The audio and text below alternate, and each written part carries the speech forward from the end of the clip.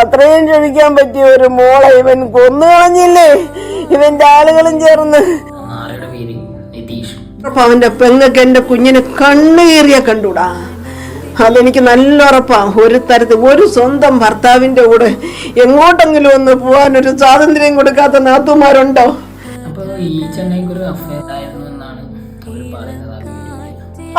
അവനോട് പറഞ്ഞെന്ന് പറയുന്നത് നിനക്ക് അഫയർ ഉണ്ടെന്ന് ഞാൻ കണ്ടല്ലോടാ. എന്നാ ഞാൻ അത് ക്ഷമിക്കാൻ തരാം. എന്നാ ഉപദ്രവിക്കുന്നത് ഇപ്പൊ ഞാൻ ഈ ഫേസ്ബുക്കിലാണ് ഞാനും ഇതെല്ലാം കാണുന്നത് സാറേ. എന്റെ മോൾ എന്തോരം പീഡനം അനുഭവിച്ചിരിക്കുന്ന ആ ഫോട്ടോ കണ്ടിട്ട്. എന്നിട്ട് ഈ അമ്മയെ അറിയിക്കട്ടെ അവള് പറഞ്ഞല്ലോ. അമ്മയെ അറിയിക്കാതെ പോയില്ലേ? ഞാനിത് കണ്ടപ്പോഴാ എന്റെ മോൾ ഇത്രയും സഹിച്ചോന്ന് ഞാൻ അറിയുന്നത്. പരമാവധി നമ്മൾ എല്ലാ കാര്യം വീട്ടിൽ സംസാരിക്കാം, ഓപ്പണായിട്ട് പറയാം. അവർ വിചാരിക്കുന്നത് എന്താണെന്ന് വെച്ചാൽ വീട്ടുകാരൊന്നും അറിയണ്ട, അവർക്ക് വിഷമാവും. അപ്പം അതവർക്ക് സഹിക്കാൻ പറ്റില്ല. നല്ല നോക്കി തിരഞ്ഞെടുക്കുന്നവരുണ്ടല്ലോ. ഒരു അഫെയറിൻ്റെ കാര്യം വീട്ടിൽ പറയുകയാണെങ്കിൽ അവർ പേടിയാണ് പറയാൻ വേണ്ടി.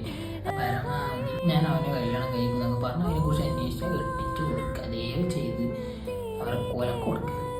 മക്കളെ ജീവനോട് കാണുന്നുണ്ടെങ്കിൽ ഇതൊക്കെ ചെയ്തു കൊടുക്കണം. ഈ പെൺകുട്ടികളാണ് ജീവിക്കേണ്ടത്, അല്ലാതെ ഈ അച്ഛനും അമ്മയും അല്ലെങ്കിൽ ബന്ധുക്കളും മാമ അവരൊന്നല്ല ഇവരെ കൂടെ ജീവിക്കേണ്ടത്. ആരെയും പറയുന്നത് കൂടുതലും അച്ഛനമ്മയെന്നായിരിക്കില്ല പറയുന്നത്.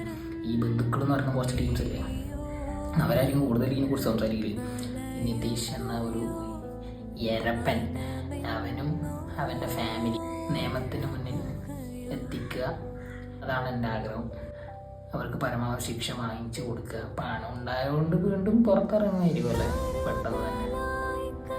വിമഞ്ചിക്ക് നീതി കിട്ടട്ടെ, ഇനി ഇങ്ങനെ ഒരാളും ഉണ്ടാവാതിരിക്കട്ടെ, അവൻ മരിക്കട്ടെ. ഇപ്പം ഇന്നത്തെ വീഡിയോ ഇത്രയൊക്കെ ബൈ.